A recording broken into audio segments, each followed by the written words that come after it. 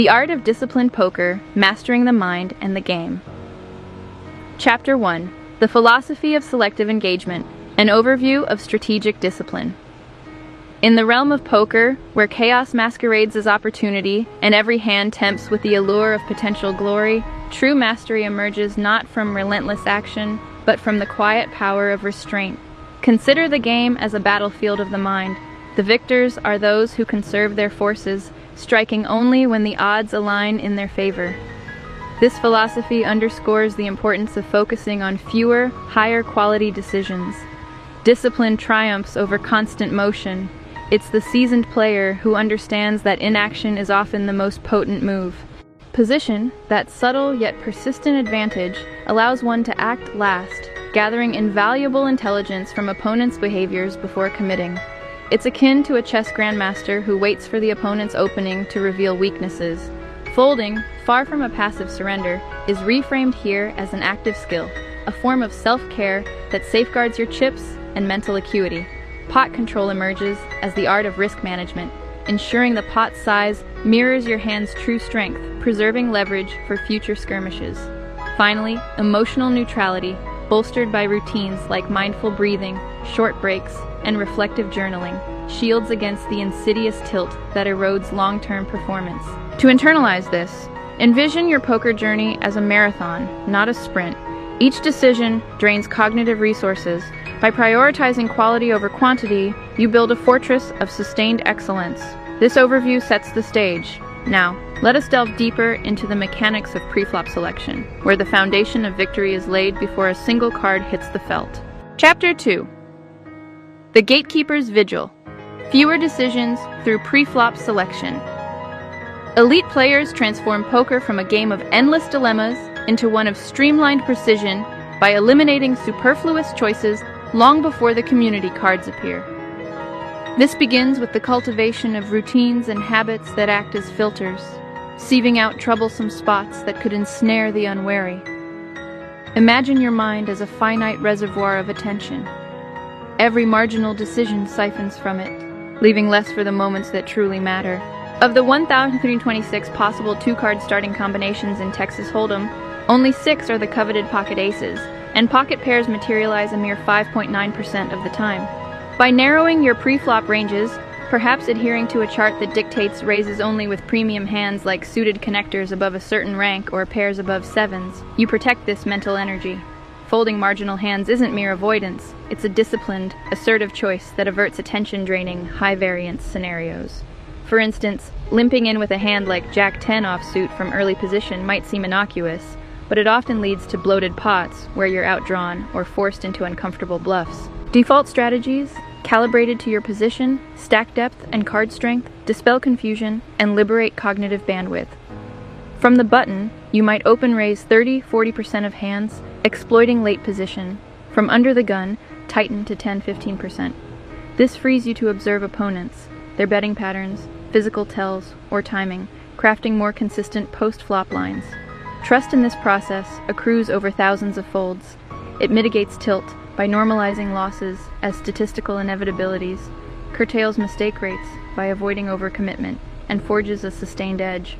Reflect on a session where you folded 80% preflop. Did it feel like defeat, or did it preserve your stack for that one monster hand that doubled you up? This is the thought process. Pre-flop selection as the architect of your edge, building equity one disciplined fold at a time. Chapter 3. The Silent Sentinel. Position as a persistent advantage. Position in poker is the understated force that shapes every hand, a quiet sentinel granting the gift of information through the order of action. Acting last isn't merely convenient, it's a compounding edge that informs better choices and simplifies the game's inherent complexities.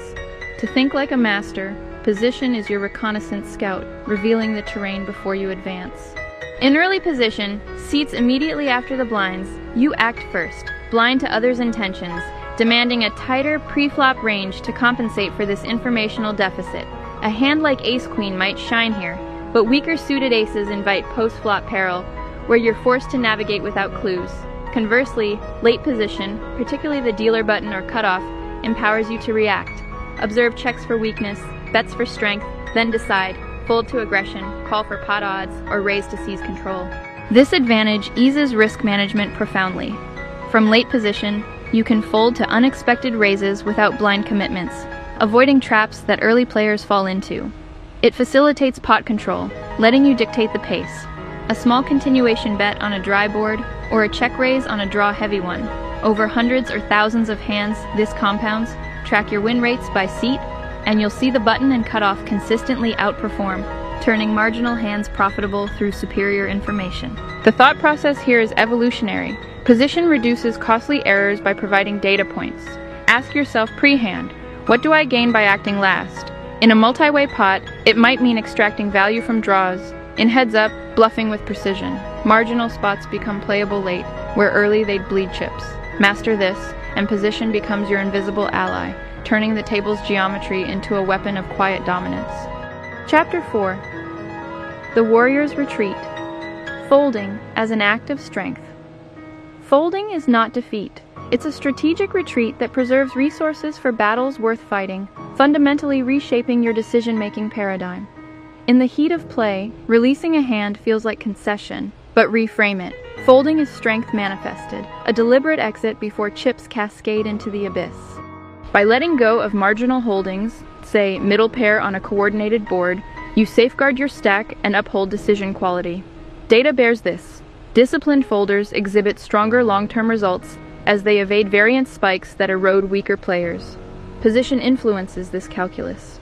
Early seats demand robust hands, inflating fold rates. On the button, you might defend wider, folding less pre-flop, but more selectively post. On later streets, folding halts error compounding. Exiting a top pair hand facing river overbets prevents turning assets into liabilities. In tournaments, where chips are finite and survival paramount, folding is lifeblood. Preserve your stack to outlast fields. In cash games, it tames variance, conserving bankroll for premium spots. The masterful thought process: view each fold as self-care. Before mucking, query, does continuing align with my range? What's the pot odds versus implied odds? Over time, this builds resilience. Folds become empowering, correlating with profitability. Remember, poker rewards the patient. Folding is your shield, ensuring you live to fight with an edge. Chapter 5. The Conductor's Baton. Mastering Pot Control. Pot control is the conductor's art in poker's symphony, harmonizing bet sizes with hand strength to manage risk and maintain leverage. In No Limit, Hold'em's boundless depths, unchecked pots can drown even strong hands. Mastery lies in keeping them navigable. Most starting hands evolve modestly. The probability of two pair by the river hovers at 23.5%, leaving many as vulnerable single pairs. With medium strength, like top pair weak kicker, opt for checks or modest bets, limit losses to aggression, preserve showdown equity, and keep options open for turns or rivers. This strategy curbs risk and variance, sustaining stack-to-pot ratios that enable bluffs or value bets later. Proactively, it extracts opponent information. A check might induce a bluff from the aggressor, while dodging exploitation. Build pots aggressively, only with nuts or potent draws. Pocket aces warrant swelling the action. A flush draw might semi-bluff to fold out equity. Thought process. Before betting, assess. Does this hand warrant a big pot? What's my vulnerability to outdraws? Align actions accordingly. Small bet for control, large for value. This nuanced approach transforms pot control from tactic to philosophy, ensuring every chip committed serves your strategic symphony. Chapter 6. The Stoic's Armor. Cultivating Emotional Neutrality. Emotional neutrality isn't innate, it's forged through routines, a bulwark against tilt's erosive waves. Poker amplifies human frailties. Triggers like losing streaks, botched bluffs, or miraculous rivers can spiral into poor play. Mastery demands interrupting these early, not suppressing emotions, but channeling them. Physical resets anchor you. Close your eyes for 30 seconds of breath focus. Inhale deeply to reset physiology, or take a brief walk to dissipate adrenaline. Mental techniques elevate this. Pre-game visualization of calm responses, cue phrases like next hand, or journaling to dissect distortions. That bad beat was variance, not fate. Situational tweaks fortify.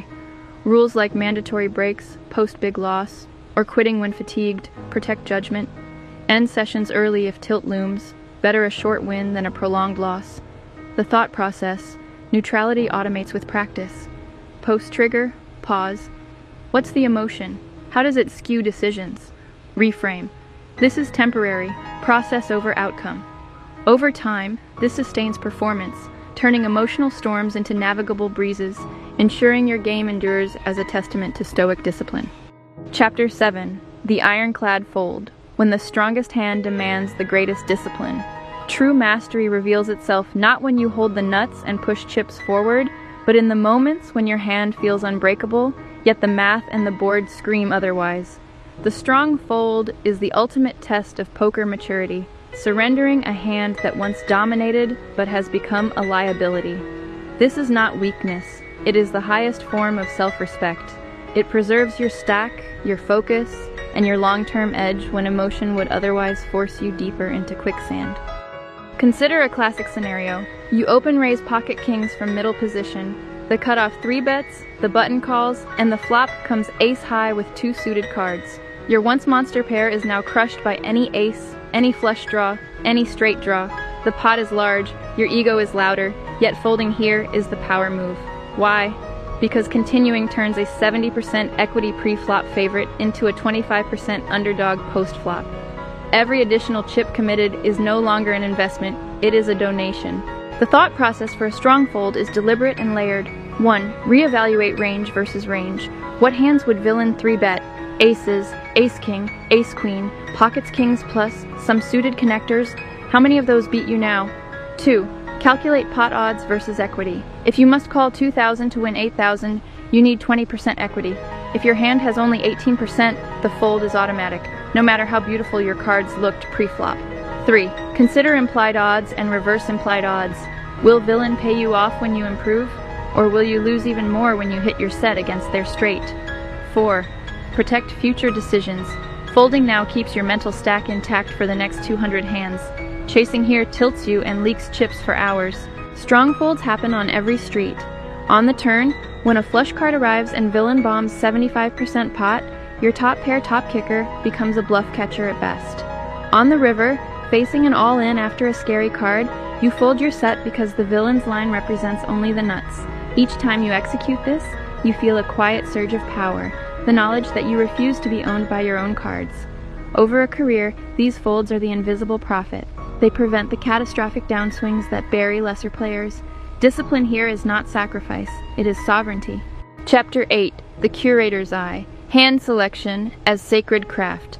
Hand selection is the quiet curator's art, choosing which pieces of the 1,326 possible starting combinations deserve your attention and which must be discarded without regret.